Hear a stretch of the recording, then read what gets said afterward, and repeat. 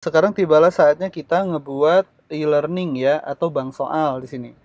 Nah, di sini kita akan coba buat begini ya. Nah, di sini kalau kita klik e-learning, di sini akan muncul bank soal dan materi pelajaran.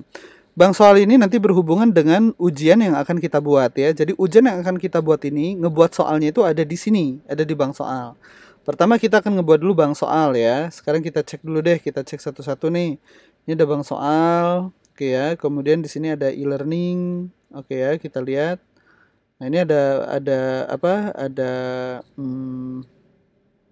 materi pelajaran. Kita coba cek. Kemudian kita lihat. Nah, seperti ini ya. Oke, kalau kita klik oke ya. Nah, ini nanti akan kita bahas setelah kita ngebuat bank soal ya. Nah, sekarang kita klik bank soal di sini. Nah, ini adalah bank soal yang sudah dibuat oleh sekolah ya. Ini adalah bank soal yang sudah dibuat oleh sekolah. Ada berapa tuh? Ada banyak ya, terdiri dari beberapa pelajaran. Nah, sekarang bagaimana caranya kita ngebuat bank soal dari awal? Nah, seperti ini, gampang sekali. Pertama kita klik ya, kita klik caranya. Kemudian klik jenjangnya, klik kelasnya, klik pelajarannya misalkan bahasa Indonesia gitu ya. Kemudian kompetisi intinya ini kalau misalkan Bapak Ibu ada di Word, copy dari Word aja nggak apa-apa. Kalau misalkan nggak ada ya udah ini di strip aja.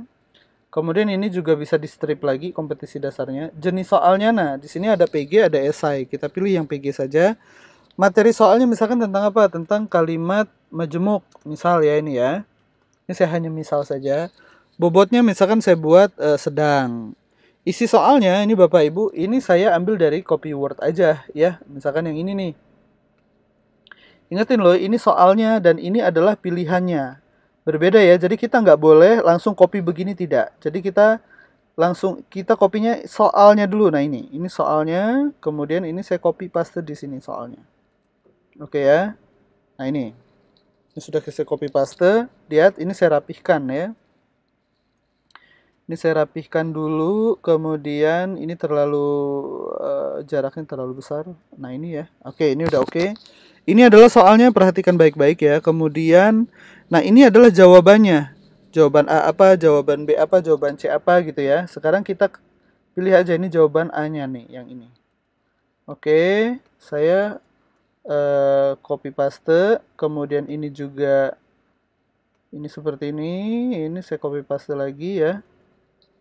Ini saya copy paste. Oke, nah ini kalau ada nomor, ini nomornya saya hilangkan atau saya klikin aja. Nah itu ya. Kemudian yang C-nya ini saya copy paste lagi. Nah ini ya, ini saya okein lagi. Kemudian yang D-nya ini. Oke, yang D-nya ini saya klik ini ya. Nah ini sudah. Kemudian pilihan E-nya tidak ada, biarkan saja. Kemudian kunci jawabannya apa? Misalkan ini kunci jawabannya A ya. Pembahasan soal, misalkan Bapak Ibu buat pembahasan soalnya itu jauh lebih baik ya, supaya nanti siswanya ketika sudah ujian, dia bukan hanya bisa ngeliat soalnya, tapi bisa ngeliat kunci jawaban dan pembahasannya juga. Misalkan saya ambil pembahasannya yang bagian ini deh. Nah ini saya copy paste aja, ini saya asal ya. Oke, saya copy yang ini pembahasannya. Nah yang ini saya paste lagi.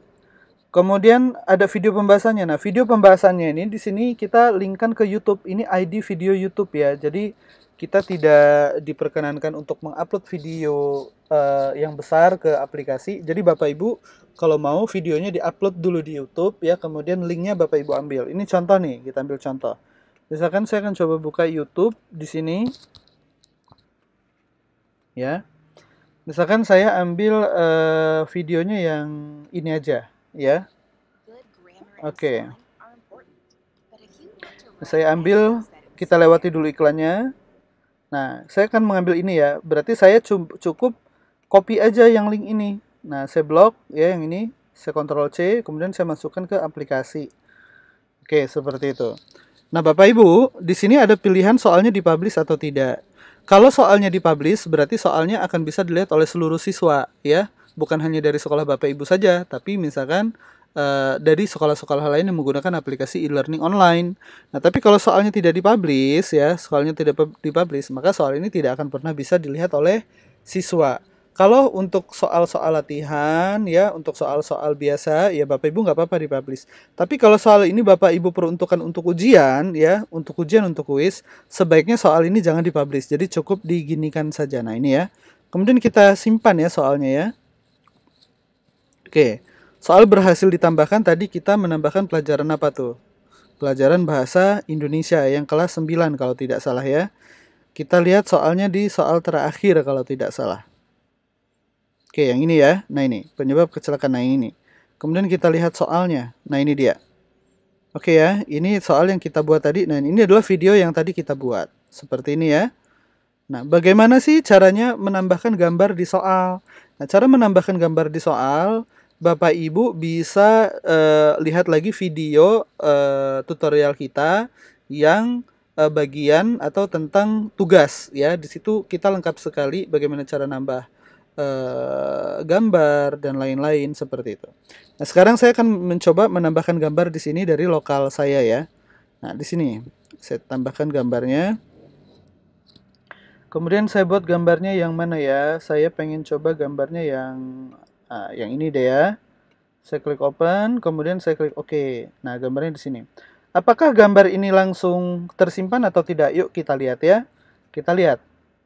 Saya simpan lagi soalnya, kemudian saya cek lagi apakah gambarnya sudah tersimpan. Kalau kita lihat di sini, tuh gambarnya ternyata belum tersimpan. Loh, kok bisa? Bagaimana caranya? Ya, kalau di laptop saya mungkin agak seperti itu ya. Mungkin di laptop Bapak Ibu langsung bisa kesimpan.